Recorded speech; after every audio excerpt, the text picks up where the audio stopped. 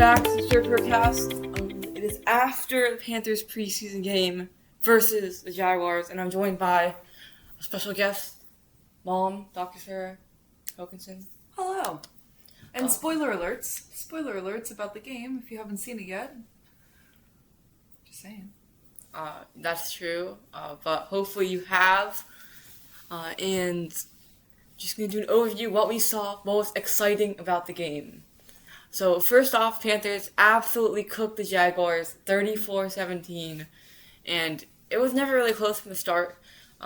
Took an early opening drive, or not an opening drive touchdown, but the second drive was for a touchdown, and never really looked back. I think the closest it got was 7-3. I think that's true. But before we get into the football, there is something really important that I would like to address, which was how disheveled their mascot looked. Like, I see. He looked unkempt. Like, it was just the class of Sir Purr in comparison to this impostor cat. I just want to note, it was pretty sad. He, tried to wear a costume with the sunglasses. They were also kind of crooked on his face. So, anyway, thumbs down for the Jacksonville Jaguars. Fun fact that you may not know, Sir Purr and Jackson Daville are actually rivals. Well, in this case, there was no rivalry. It was just pathetic. Looks like Sir Purr getting the upper hand on that, which you love to see. Because we are the third Purrcast. Also looks like a fumble just happened during the Browns and Bills game. So that's interesting. But, so the starters did play. I think they played, 11 snaps on offense, 16 on defense. It was something like that. And the goal for the offense was to get them 15-20. But I'm glad they were pulled. Just because, you have a successful drive. You see it. And there's really it's not necessary to have them keep going after that and risk an injury. So I'm glad, we got to see a touchdown from Jonathan Brooks, which is really cool. His first touchdown, even though it didn't count, of his career, which you love to see. He also had a great block. That's true. That was pretty great. Making up for, he actually missed the block, the Panthers' first drive. It was third down. He missed a block, causing BRYCE to be hit, which is, but he was able to get the ball for an incompletion. But he picked up a block, leading to a 15-yard pass to Tommy Tremble on the second drive. So, making up for that. Also, a nice 11-yard run. Saw some great stuff from Jonathan Brooks. And then touchdown with a celebration to honor his dad. Really cool. And, just a fun story. Going from tearing his ACL in college, and then tearing it again in the NFL, to now finally being back healthy. Really excited for him this season. T-Mac also had 2 catches, 25 yards, a great game. Love to see him getting the ball. He had a nice catch down in the red zone, which was the same play that they did against the Falcons, where he scored a touchdown in Week 11. What did you see from the BRYCE Young and starters?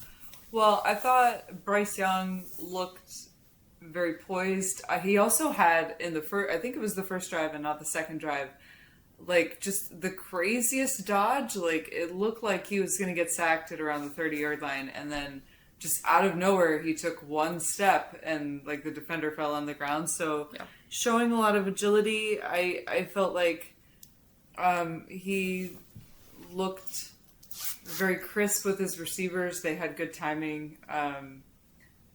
But I was impressed with the running game. I thought that looked much better in this game than it did in the previous game.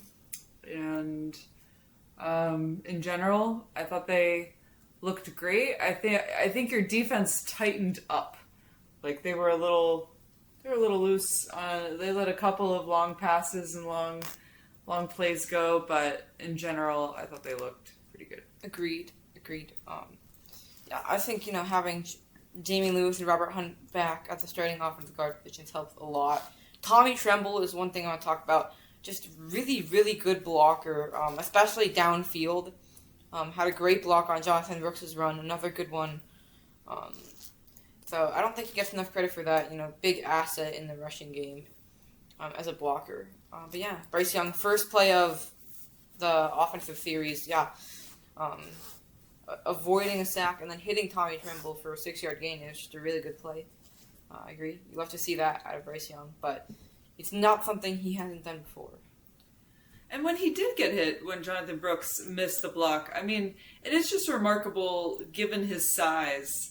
You know, he clearly has developed strength training or other techniques to be very limber and capable of taking a lot of hits without it really affecting his play. You don't rarely see him gimping around or looking kind of disheveled after a hit. And I mean, again, there are bigger quarterbacks that I feel like have a harder time getting up when they're sacked, and I just feel like he's always like popping up, ready to play. Like exactly, and even someone like his size, like Jaden Daniels, he's around the same size, a bit lighter than Bryce Young, and he struggles to stay on the field when he's hit. So, again, just. I also have to acknowledge, in moving away from the starters, that while given his attitude at the end of his time in Pittsburgh, Kenny Pickett is still maybe not dead, but foreign to me. I will say he played pretty well in this game. Honestly, better than I saw him play in games when he was a Pittsburgh starter. I felt like he had much better judgment. He got rid of the ball a lot faster than he did at Pittsburgh.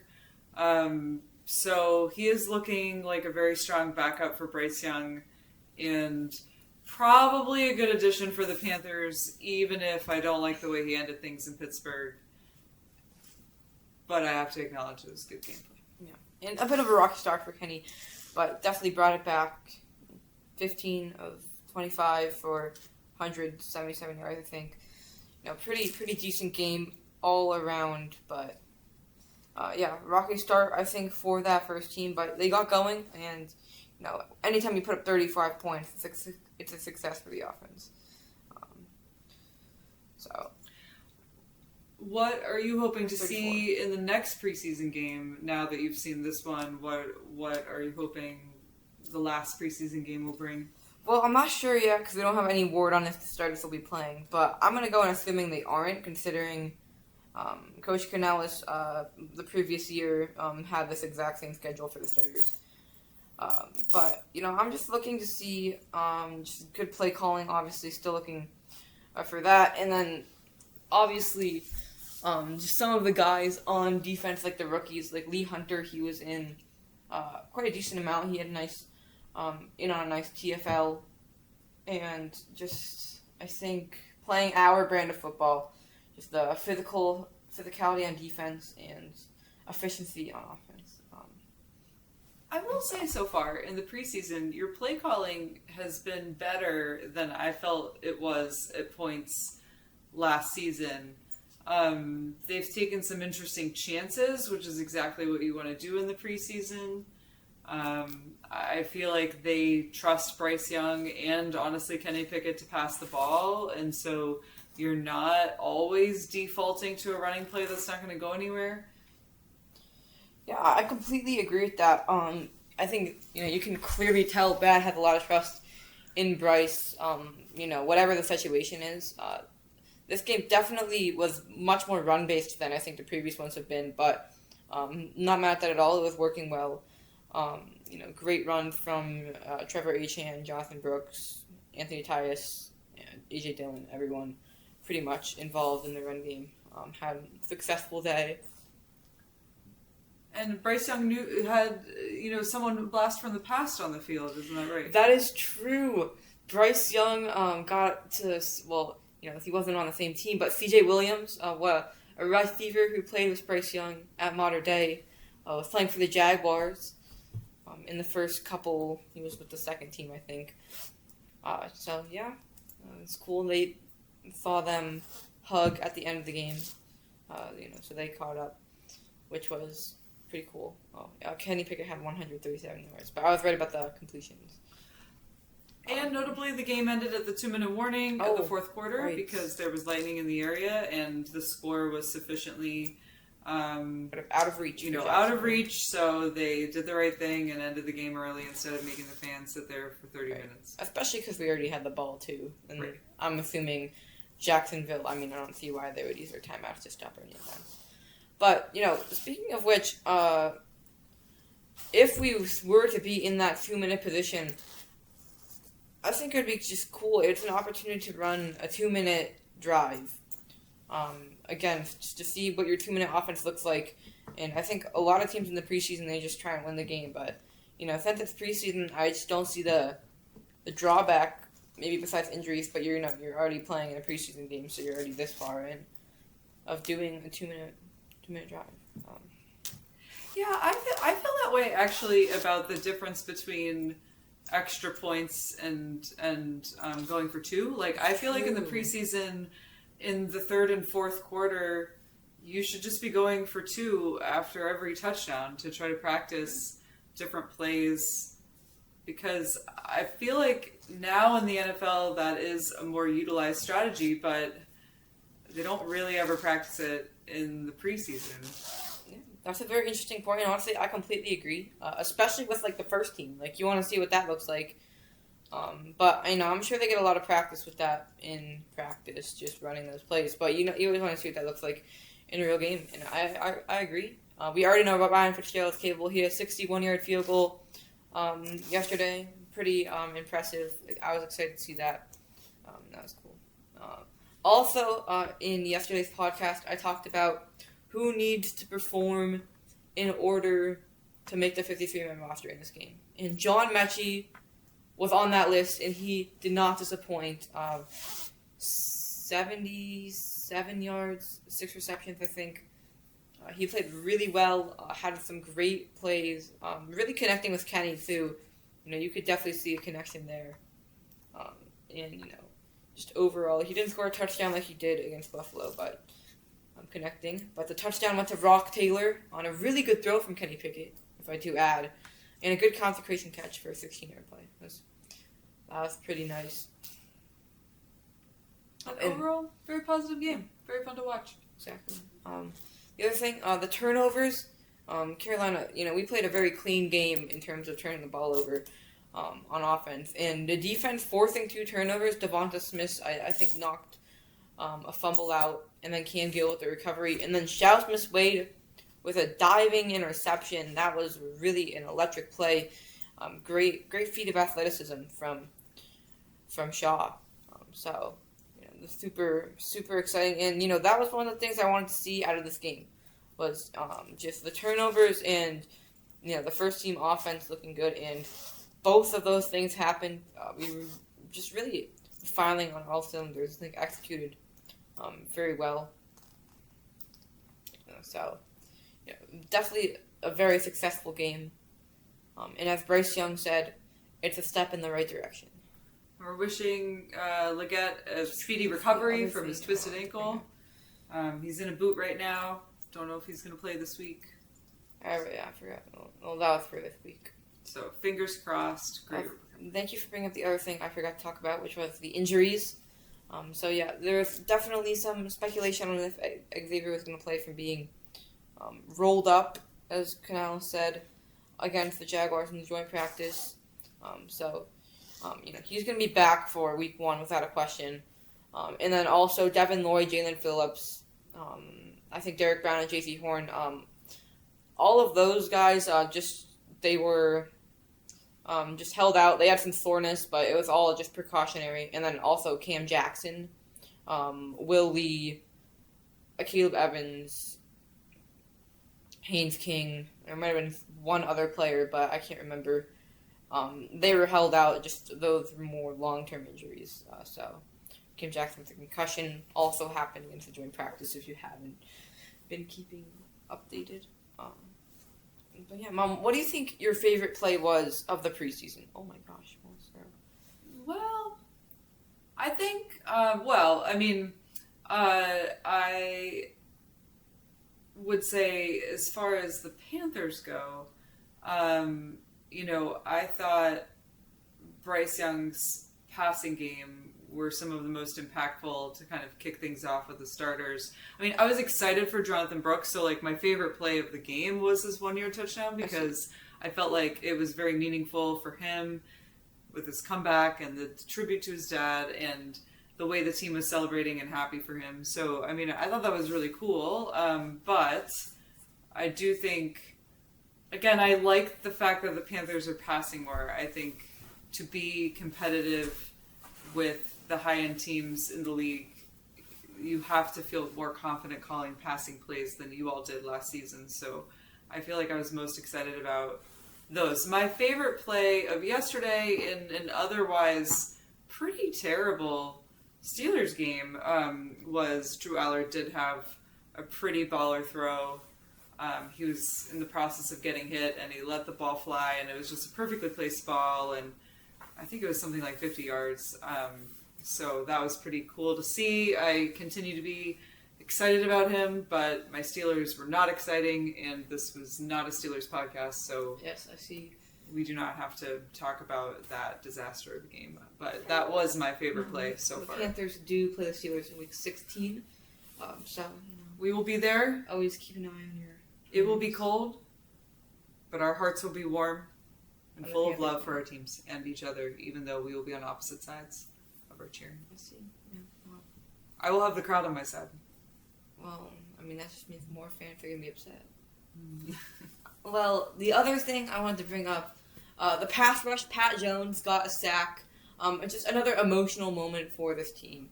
Pat Jones, someone who went down pretty early on in the season, early as week 2, I believe, last year. Didn't return. So him coming back, getting a sack with the first team, that's really exciting. You love to see that. Pat Jones, emotional moment. And, as you're saying about Bryce, I think he's just, he looks a lot more confident. He's taking a lot more, ownership in this offense. I think, it's just, he looks great. It's amazing what having 2 of your starting offensive linemen can do.